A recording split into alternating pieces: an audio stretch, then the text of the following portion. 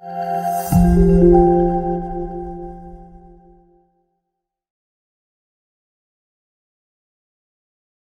is going on YouTube or wherever you're listening to podcasts, and welcome back to the Binkz and Doodle Effect. This is episode number 38. I am one of your hosts, Binkz. Joined with me as always, DrewskiDoodles. How are you this week, buddy?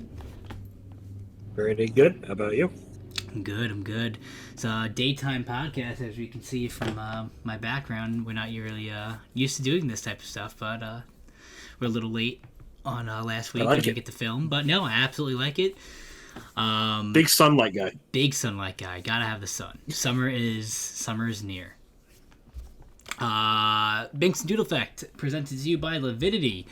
Also presented to you by Rogue Energy. Rogue Energy is a premium energy and focus supplement designed to optimize your mental and physical performance. And unlike unhealthy canned energy drinks, this powerful supplement can be taken daily for overall improved performance.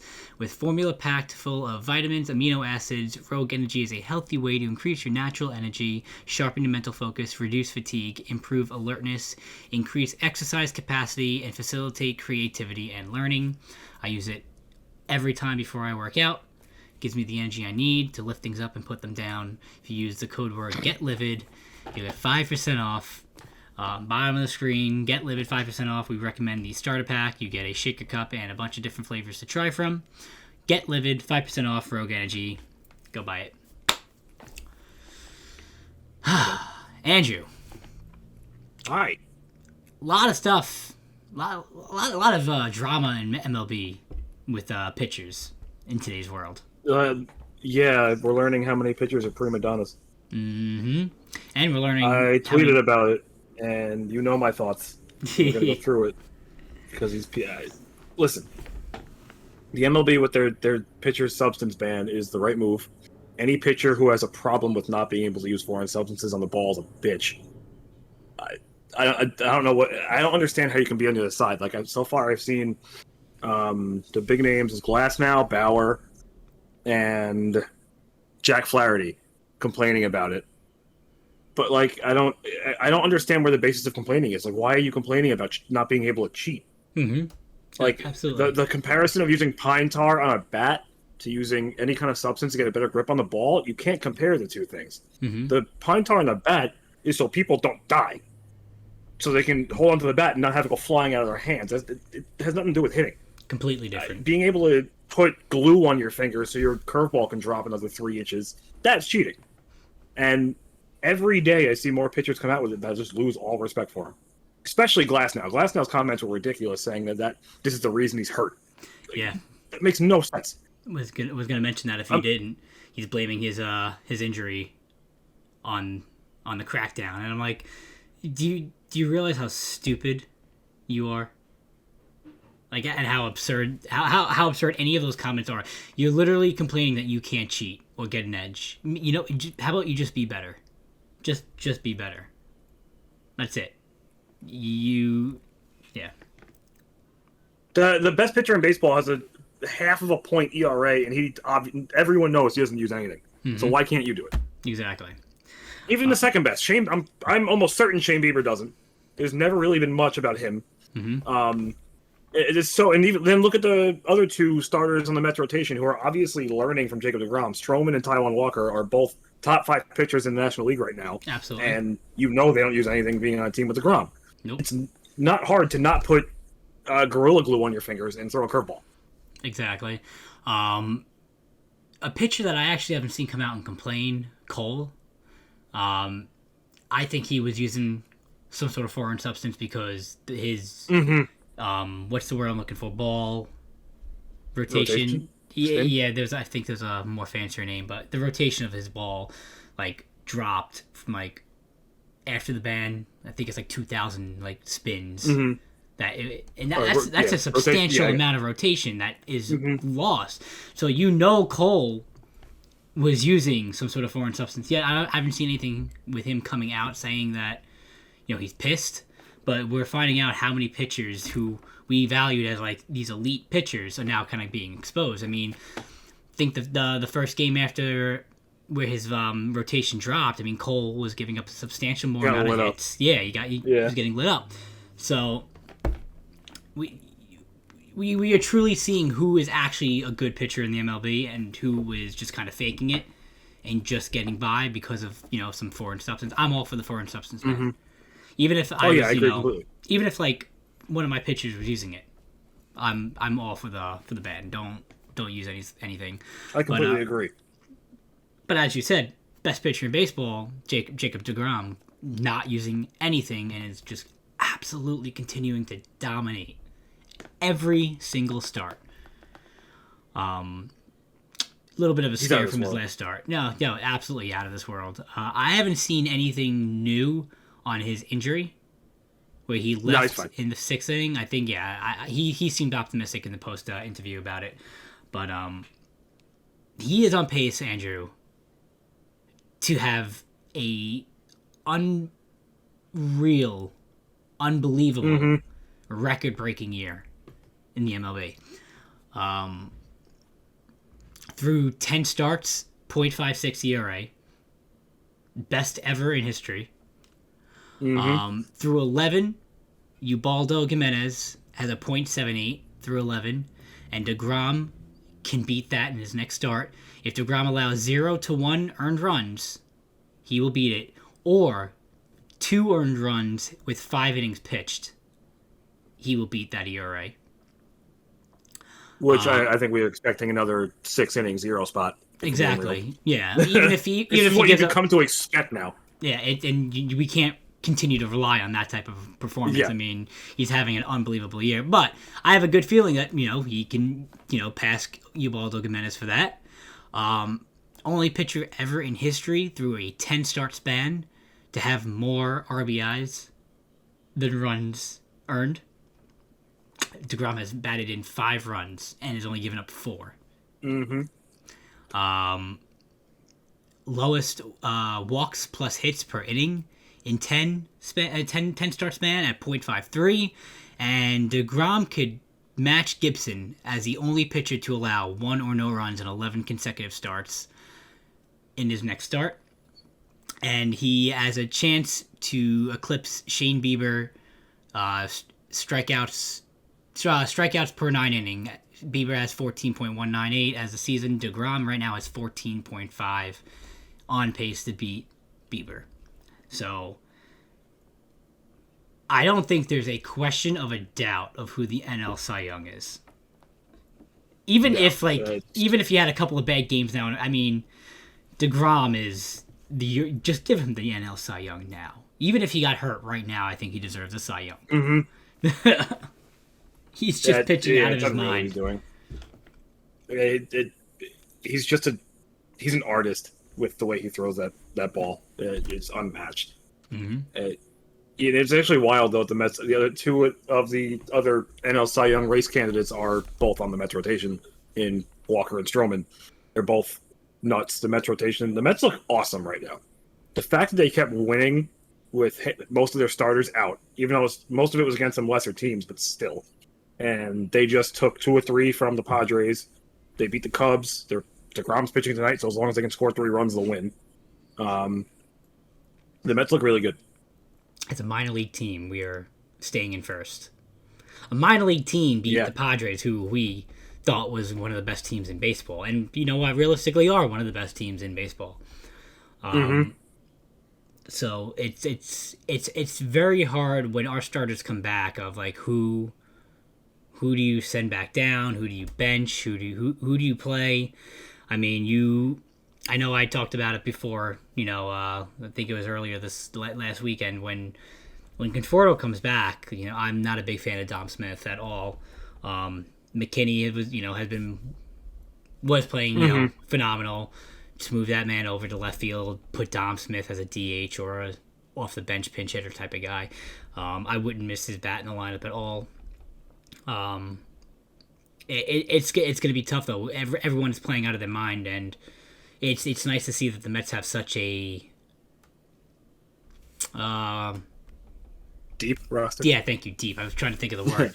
deep roster that we can pull from if God forbid we have injuries like we unfortunately this did so much good too now, because now late in the season, if guys go down, our bench players have had so much time starting. They're going to be ready to go. Nice. The Mets are The Mets, they're gross, man. I mean, I know the Giants are playing really well out of nowhere in the West, but the Mets are, even though the MLB keeps putting the Mets outside the top 10 in power rankings, which blows my mind, they're a top 5 team in baseball right now.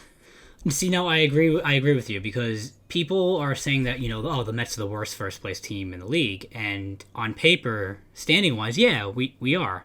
But people also gotta realize that there's still 8 games that other teams have played. Hypothetically, if the Mets win all of those 8 games that we have to make up, those 8 games now all of a sudden make us like top what? Top 3, top 4, best record in baseball, and you can't judge the Mets being the worst first place team just because they played a significant amount of games less than the rest of the MLB. So they'll eventually make that up, and God willing, they will win all those makeup games, and we will, be one of the top baseball teams in the league. So they look good. It's a very exciting time to be a Met fan right now. If you're a Yankee fan, you're hating your absolute life. Oh my God, they might miss the playoffs, man. Dude, when we did the predictions for baseball, we all said there was the Yankees division to lose. I mean, I expected Toronto to somewhat still be, good. Toronto, we agree. I mean, not Toronto, Tampa. That's what I meant. Toronto, we were expecting to be a good team in like 2 or 3 years, and I was not expecting Boston to play like they are. Yeah. Just like we weren't expecting the Giants to play like they are. Out of nowhere. The Giants are really out of nowhere. It's just it's unbelievable, and it's not even like it's they had a hot start. We're mid-June. Yeah, no, they're by chilling. Now you find out who the real deal is. The real test will be after the All-Star break, is when all the hot beginning teams, the nobodies, continue to start to fall. Hopefully the Mets are not one of those people. We are notorious for having a terrible second half of the year. But you know what? Our Junes are usually our problem month, and this June has been good to us. Well, we usually a big problem for the Mets. It's usually May and June for the Mets. We have a hot April, a below average May, a horrendous June that usually puts us out of like any sort of contention for the rest of the year. But and we're trying to play catch up from July on. But we're holding a nice lead in the NL East. Like I said, with those games in hand still, we could have. I'm pretty sure right now, if we made up those games and we won all those games, we have I think a double-digit lead. We're up 5 already, so it's definitely double-digit. So it's. Who would have thought the Phillies would be in second place? Who would have thought? Look at Washington. Yeah. Like they fell apart. I mean, Atlanta.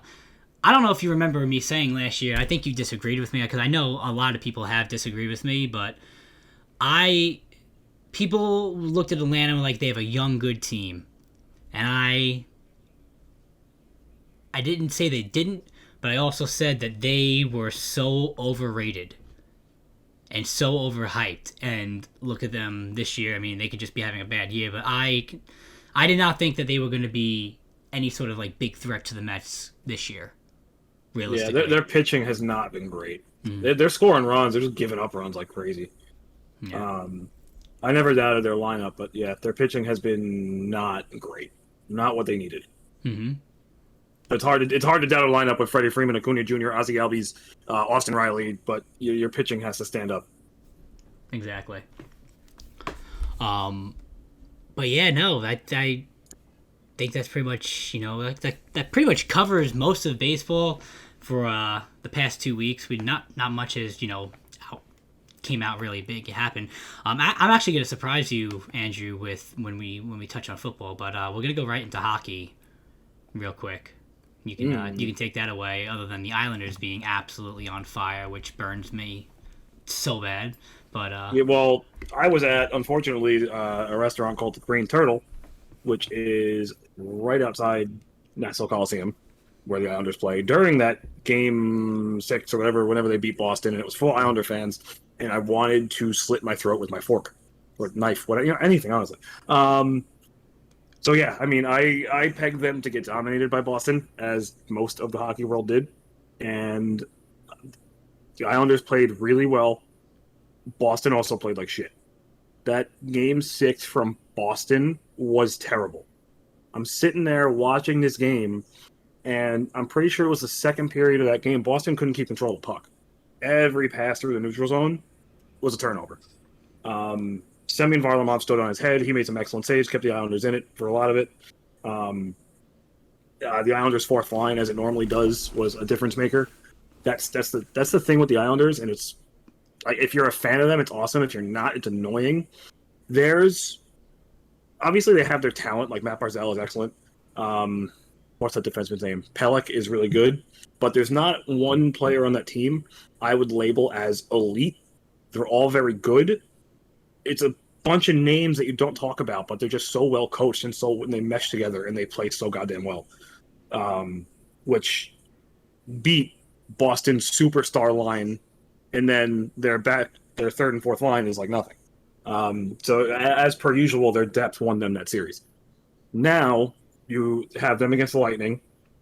The Lightning played a really bad game in Game 1. The Islanders dominated Tampa Bay in Game 1. And then last night, Game 2 was more to Tampa's speed. Tampa's looking to play a fast game. The Islanders are looking to play a slower game. Tampa Bay won last night.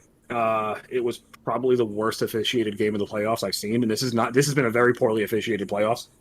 So I know there's a lot of, even though Tampa Bay won, there's a lot of Tampa Bay fans complaining from last night. They have every right to. There's a lot of Islander fans complaining about last night, and they also have every right to. But at the same time, they don't, because even though the officiating was bad, the one thing you want more than good officiating is consistent officiating. So at least it was consistently bad. So what I'm talking about is there was a goaltender interference call against the Lightning when the Lightning were up 1-0. It was in, I think, it was right towards the end of the first period. I want to say it was Braden Point was coming around one of the Islanders' defensemen, broke past him. The Islander defenseman, I think it was Pollock, shoved him. It was almost a cross-check into Semyon Varlamov. Point had no chance to stop and crashed into Varlamov, and they called goaltender interference on it, which is wrong. And the Islanders scored on that power play almost immediately. If you have no shot at avoiding the goaltender, it's not goaltender interference. It was the defenseman's fault. This is almost the exact same thing. If you turn the clock back 8 years ago when Chris Kreider collided with Carey Price because he got tripped, Islander fans are going to be reacting the same way that Canadians fans did. It was the defenseman's fault, not the forward. But payback came because there was a too many men on the ice call that was missed when Tampa scored. So this one was a little weird because the puck's in the offensive zone for Tampa. It's in the Islanders zone. There's a sixth player that comes on the ice for a line change in the neutral zone. The player coming off is behind the red line, but he's a good 45 feet away from the bench. This is a very, very, very annoying gray area for too many men on the ice calls because I've said it before, I am a USA Hockey licensed referee. I don't call that because it has nothing to do with the play. It's so far back, no one's in the zone. I wouldn't call it. It's the playoffs. If you want to be stringent, you can. You can call it, but I wouldn't. Now, but on the other way around, if the puck goes flying out of the zone and ends up between these two guys who are in the middle of a line change, then you have to call it. So this is where this gray area gets really annoying. But because of that, like I said, I don't want to hear complaining from either side because they both got gifted, and Tampa won. So I think because they both got gifted, it was a pretty fair game. I didn't watch any of it. Every time I've watched an Islander game in the playoffs, they have won. So I've just stopped watching Islander games, hoping that we see Tampa in the Stanley Cup. But I can't mentally. I need the Islanders to be eliminated. It's like me rooting against, Tom Brady in the playoffs. I just can't. It's just so hard. I can't do it. It's like me rooting against the Yankees in the playoffs of like the past 3 years. And I want to see them lose. I'm rooting for Tampa, but the Islanders are probably the hottest team in the playoffs. I would, you can correct me if I'm wrong, but I think they are the hottest. Between them and Montreal, team in the playoffs. I mean, their goaltender, Name. File them up. Thank you. I was gonna say name, just completely getting away from me. He's looked unreal. Yeah, he's been looking very good. And the Islanders' defense has been phenomenal. Yes, the Islanders are one of the best defensive teams in hockey. Phenomenal, without question. That defense sets up their offense. Then it's just they've been playing absolutely stellar defense. I give credit what credit's due. So good on them for all that, and I really hope that Tampa continues to funnel through. Well, we got to be on the. Got to keep your ears open for like gunshots at the Coliseum between these fans and tomorrow, because we'll be able to hear it. Because it's going to be rough. This series is going to be nuts now. Yes, and there's no denying how loud the Coliseum is. Which I don't give the Islander fans too much credit, because the Coliseum's tiny and carries sound, so I don't want to hear it. But Islander fans are very into it, so this is going to be a interesting weekend on the island. Moving on now from the Islanders, I mean, you still have the Golden Knights, playing, well. That was a team I predicted to win the Stanley Cup, so I'm continuing to root for them. How do you feel about that series, Andrew? I'm actually, I like it. I'm kind of rooting for Montreal, only because I'm all about the Cole Caulfield show. The rookie's nuts, just scored his first goal, but I'd be fine with either of them. Yeah, I mean, that series that's a big mismatch series, but Montreal's hot, so you never know if they're going to really bust it out. Plus, you got Carey Price versus Marc-Andre Fleury, so you got battle of the veterans. But I do think Vegas is going to be too much for Montreal on that series. Yeah, no, I agree. I picked them to win the cup. I'm rooting for them to win the cup. I would love to see Golden Knights and Tampa. That would be my ideal Stanley Cup right now. But I think overall, the Golden Knights are the best team in the playoffs. And if I was a betting man, which I am, I'd be putting my money on them. Which I all right now. Football, Andrew. I think the biggest thing in the past 2 weeks is Julio Jones. Yep. That man, we went to the Titans. I think we actually touched on that 2 weeks ago or 3 weeks ago, that if he went to the Titans, that would be an absolute stellar move. I mean, you have him. You're going to have Tannehill. You have Henry. And you have A.J. Brown. Thank you, Brown. Why am I so forgetful right now? Brown. Those two wide receivers on both ends, and then a fucking tank behind you. The Titans. Yeah. Titans, Chiefs, AFC Championship. Calling it right here, right now. I disagree. But it could be close. I still think the Titans' defense is not where it should be. So I'm still gonna. I mean, they're the third best team in the AFC. Don't get me wrong. Mm-hmm. I would still take Buffalo over them. I could respect that. I could definitely. I just don't think Tennessee. If Tennessee can improve their defense, their pass rush a little bit, then that kind of helps them. But I don't think the defense is there. I can respect that. I think if the Titans and the Bills play each other in the playoffs, that would be an excellent game. Oh, that'd be a damn good game. Mm-hmm. Yeah. Aaron Rodgers, still we have no update really on what's going on with Green Bay. Staying with the East, Tua was picked off 5 times in minicamp, which really doesn't say too much, but I think the coach told him just to bomb it down the field too. So I don't know. Listen, I mean, if Tua wants to be that guy, and Tua wants to bring the Dolphins to life and keep them going, we'll see. I mean, I know there's a lot of mixed feelings around Tua. I personally liked him, but there's a lot of Dolphin fans that I know of who also aren't even one on Tua as of yet. And I can understand their point of view with that, but we will definitely see. I'm hoping that he's good.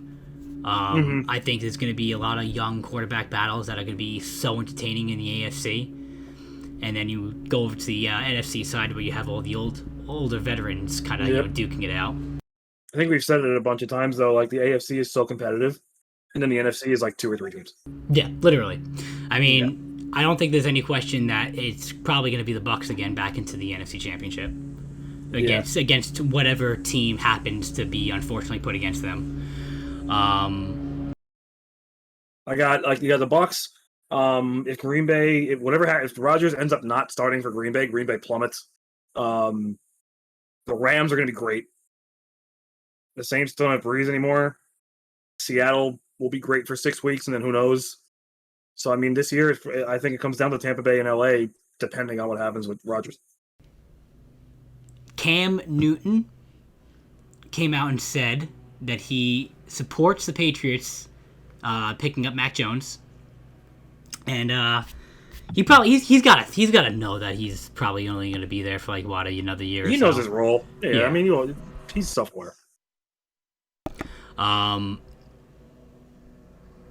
Going back to the Bucs real quick, I had a discussion.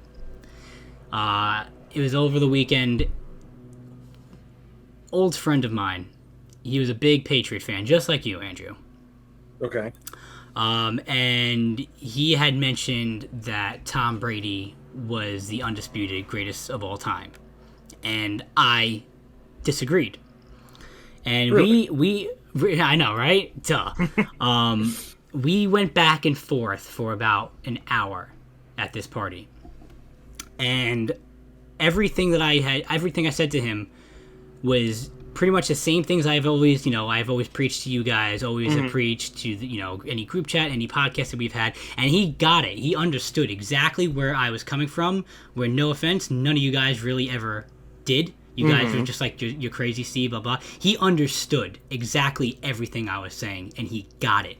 He understood it all completely. But then he said something to me that none of you guys ever brought up, and I couldn't actually rebut it. And he actually made me go quiet for like 10 minutes, and I just couldn't think of how to even counter what he said. And all he just was doing to me was smiling, because he knew that one thing that he said. He understood. We agreed completely, 100%, that Tom Brady is not the most talented person to ever play the game. He is nowhere near the most talented quarterback to ever play. And that is what I was basing off of the GOAT. He is not the most talented person, not even close to the most talented quarterback to ever play the game. And he agrees with that completely. And I'm not going to say what he told me, because I do not need this rubbed in my face by anyone else. But he was able to compile one sentence that made my face just go like numb. Tom Brady is the greatest quarterback of all time. All right, I'm just going to go jump into traffic because I have no purpose in life anymore. Tom Brady is the greatest quarterback of all time. He is not the most talented person. He is not the most talented quarterback. Easily not the most talented quarterback. But after hearing that one sentence, and it just made my whole argument get reworked in my head. And I understand why he thinks he's the greatest of all time, which is different from how you guys are thinking he's the greatest of all time. I understand his reasoning, and his reasoning makes so much more sense. So I can admit that Tom Brady is the GOAT for different reasons than you guys, but he overall is the GOAT. And like I said, he did agree that there are far more talented quarterbacks, like I have been saying. But I can get on board with Tom Brady being the GOAT off of that hour conversation I had with him. So I needed it to be known on the Binkz and Doodle effect. I didn't say anything in the chat. I was waiting for podcast. Wild. So I am on board. Tom Brady, the GOAT. He is the GOAT, greatest of all time. And there we go. I'm loving your face right now, Andrew. Because honestly, I need to know what he said. Because I don't know about the other people. I never said he was the most talented. I just don't measure GOAT status off talent. Because talent doesn't always translate. Mm-hmm. I don't know about anybody else, but that's how I felt. Yeah, maybe if we get enough comments down, well, I'll go into depth of why I'm now saying that he is the greatest of all time. Because he literally, I need to know. He literally took my argument of why he wasn't, and he understood me completely. Exactly where I was coming from, but then he took it and added and said one thing to it that I missed and didn't foresee, and it flips the entire argument around to where he is now the greatest. Everything I had put my blood, sweat, and tears in and trying to say that he wasn't, one sentence changes the entire thing. And I had no comeback from it. I can't. It's impossible for me to. I can't overturn that one sentence after everything I've preached. So he has to be the GOAT now. He is the greatest of all time. So now I need to know. Good for my friend. If you want to hear the reasoning behind it, leave a big comment down in the section. No, I need at least 5 people to comment on this video on YouTube. And the next Binkz and Doodle effect, we will get into the conversation of why my mind was changed. So Andrew, if you want to get people to comment down below, get everyone you know to comment down below. I need at least 5 likes and 5 comments. Y'all don't understand how big of a deal this is. It needs to happen. So with that being said, years of progress. With that being said, Andrew, do you have anything else to add? No, my brain is in a different country right now, so I do not. Leave a like, comment down below if you want to hear the reasoning of my opinion change. Hit the subscribe button, turn on notifications. We upload every Wednesday at 3 p.m. And until next time, guys. Stay sexy. Peace out.